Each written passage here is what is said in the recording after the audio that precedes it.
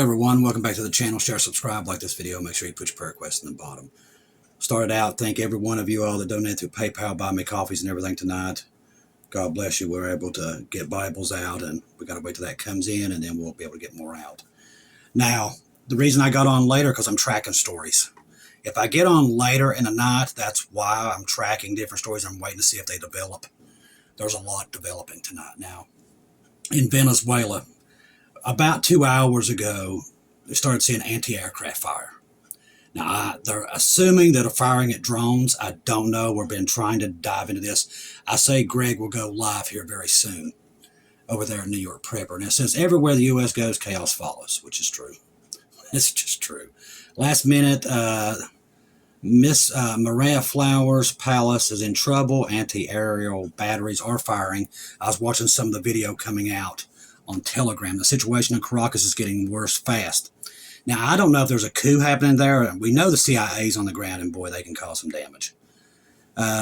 Miss Flores Palace is now reportedly surrounded by armored vehicles. Shots were reported using anti-aircraft batteries. This is happening all over the world, people. It's like nothing I've ever seen.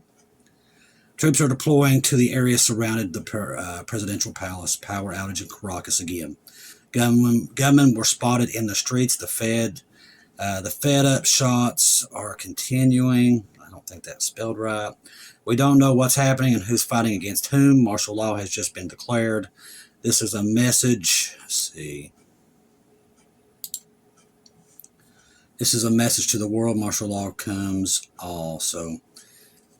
We've also got martial law developing in Iran.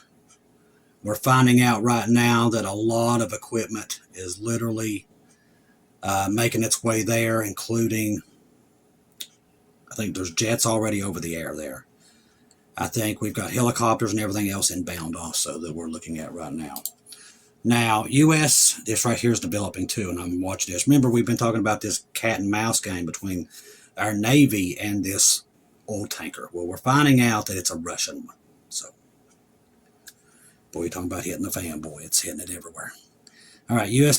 set to intercept this Venezuela-linked oil tanker that Russia has already claimed jurisdiction over. Now, I reported to you a couple days ago when all this chaos really started ensuing that Russia, it kind of got put to the afterburner. It fell right in at the same time when we went into Venezuela that Russia was going to start sending their warships to escort these ships. Also, remember what I told you. They are 50% owners with Venezuela with Citgo. They're not just going to give that up. They're just not. It's going to get hairy real quick. Now, they've also started flying Russian flags on these ships so they know if they sink them, what's going to happen.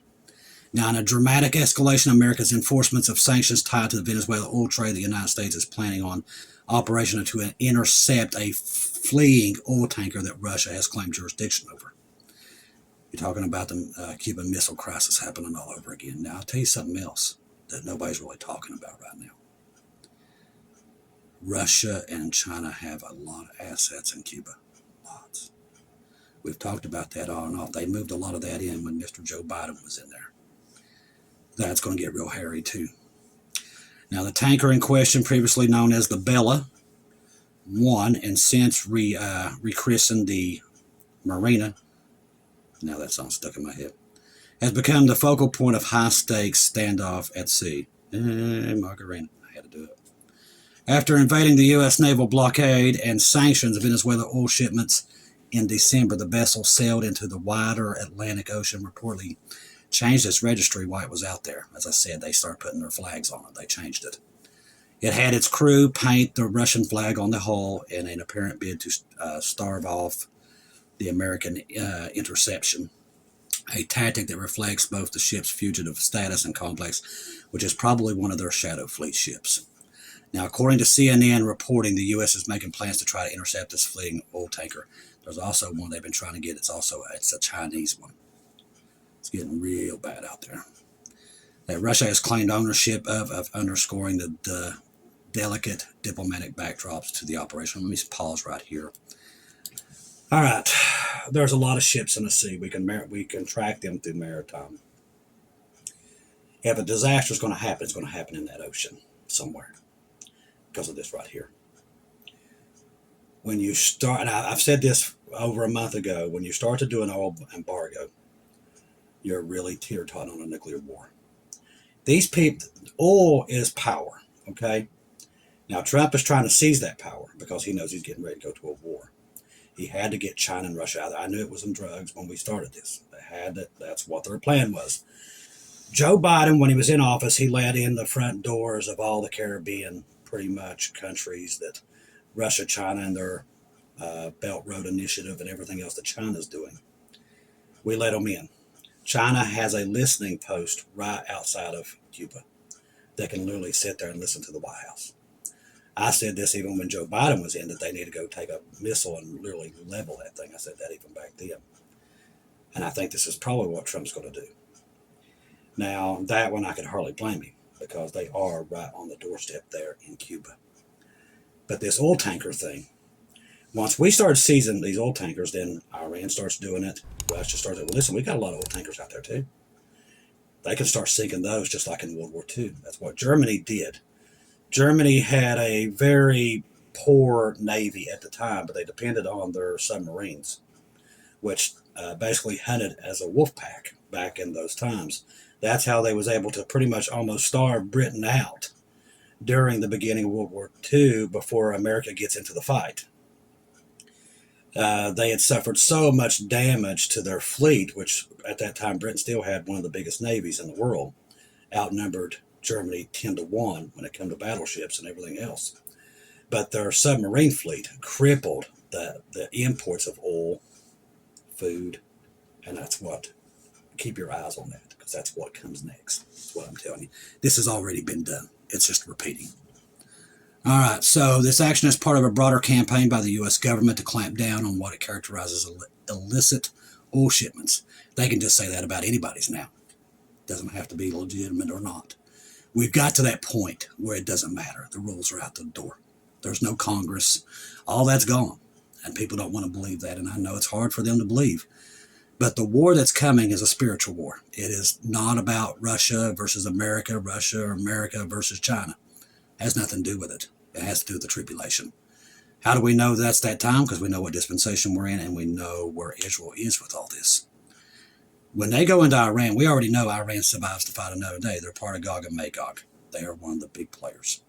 So no matter what they do to Khamenei, even if he does flee to Moscow, something else, a bad person gets in there. All right, the Pentagon State Department sources have portrayed this interception effort not only as enforcement of sanctions, which, like I said, rule books are gone now, or larger pressure campaign against Venezuela government, which the U.S. has accused of criminal and narcotics. As I said, more drugs come in through Canada than they did Venezuela. So we knew they was lying from the get-go when it come to that. I knew it was natural resources because China cutting everybody off.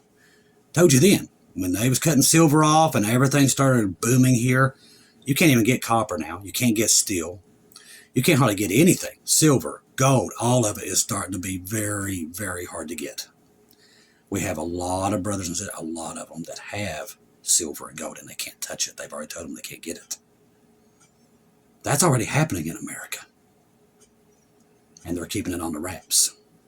That's your first indicator that this is about to collapse. Now, what's going to happen next if we seize this oil tanker? Let's say we seize it. Everybody's like, well, we're America, we're powerful. These people don't have a clue what they're talking about when they say stuff like that. I just ignore them. Listen, we are a powerful nation, but we can't police the world. When these guys finally come, and they're going to come, God's already showed it to us, there's going to be no stopping it because it's not just them coming. It's that old devil himself. He's fueling this. He will get his war, no matter what the case. The dollar has to go. We all know this. The Bible tells us how this is going to go, people. America will be gone. It will collapse. The Bible doesn't say it comes back. America's not even mentioned, okay? It's not even mentioned by name because it's nothing there left. And that makes sense by what a lot of us have seen inside the tribulation when we've seen it. When I saw it here, people was living under 10 buildings. There was nothing left. Everything collapsed. From the government to the military, it was all collapsed. After World War III, it's just in such bad shape that there's just remnants of it. People are basically, and people don't believe that, but it's coming. I promise you. I'm not the only one who's seen it. Many people have seen it. The devastation is tremendous. So many people sick and dying from radiation. It's a nightmare. It's not just here. It's in Russia, everywhere, but Russia lives to fight another day.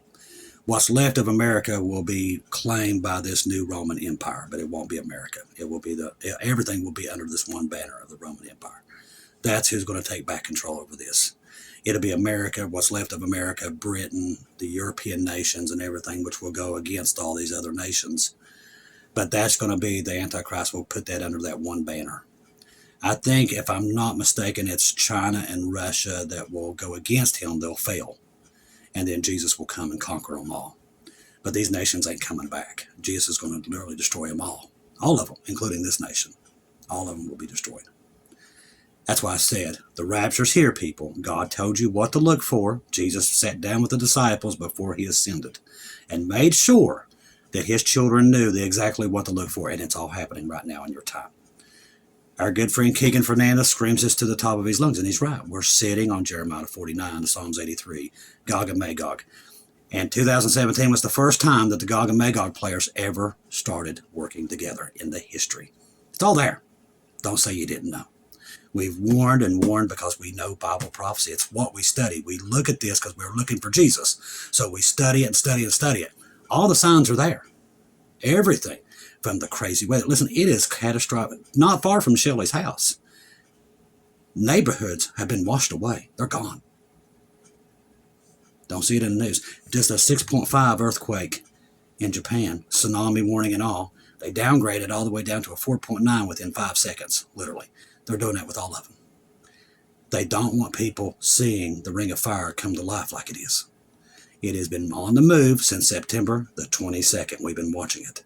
The ring of fire all the way up and down from Japan, around Russia, all the way back down, all the way down into Mexico. It's all there. Not just there. There was let me go over here. Let me find that here. Remember the other day I told you guys that no, I didn't. Sorry, I apologize for that. I did not tell you. The other day I'm sitting here. This has been 2 days ago. I posted it on Facebook. There was the loudest explosion I have ever heard. It shook my dishes in the kitchen. I could hear them from the bedroom. Shook the whole house. I thought somebody's house blew up.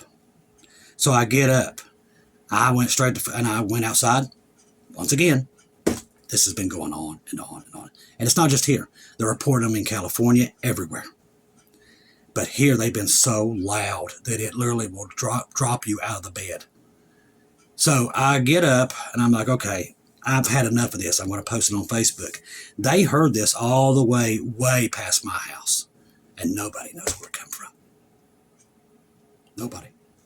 But here's this. Residents near Tennessee and Kentucky border experienced a second earthquake within a single week. This is a little bit of the New Madrid. It seems to be coming to life. Prompting renewed attention to seismic activity in a region not typically associated. Remember I told you we've had a lot of them here. Also started on September the 22nd. You can't make this stuff up. So I monitor it every day. I write this stuff down. On September the 22nd, we started getting rare earthquakes here, and they have not stopped.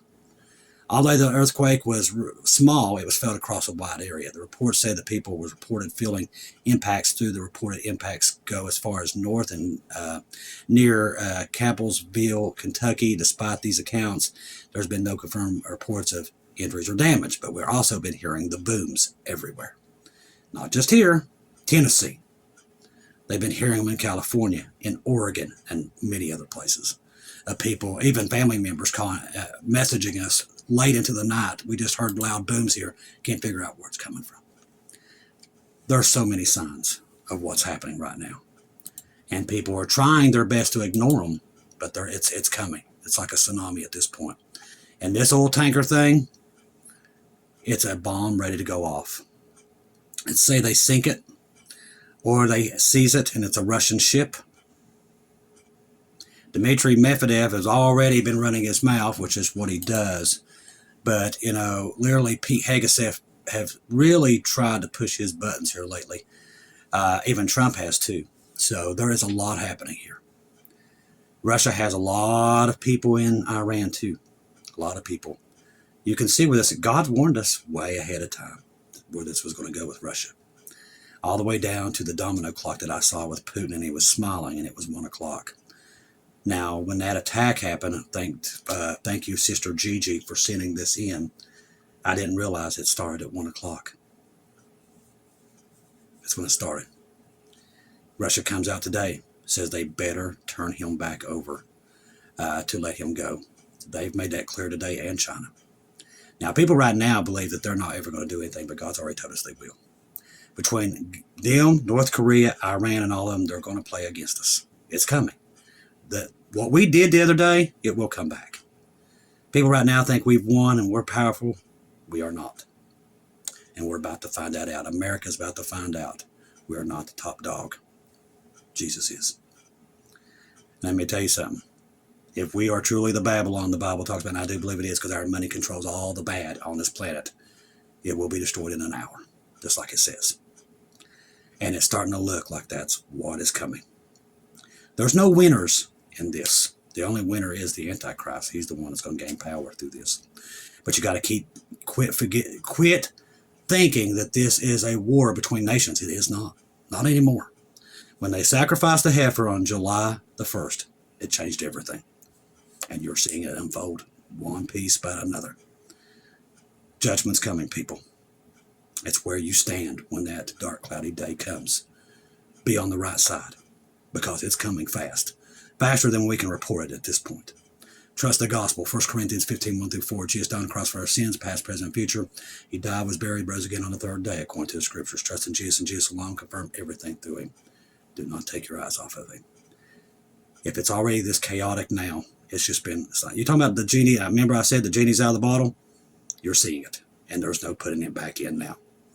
I love each and every one of you. We're going to be monitoring all these different things, and every day. I've still got news I couldn't even get to tonight because there's just so much coming out.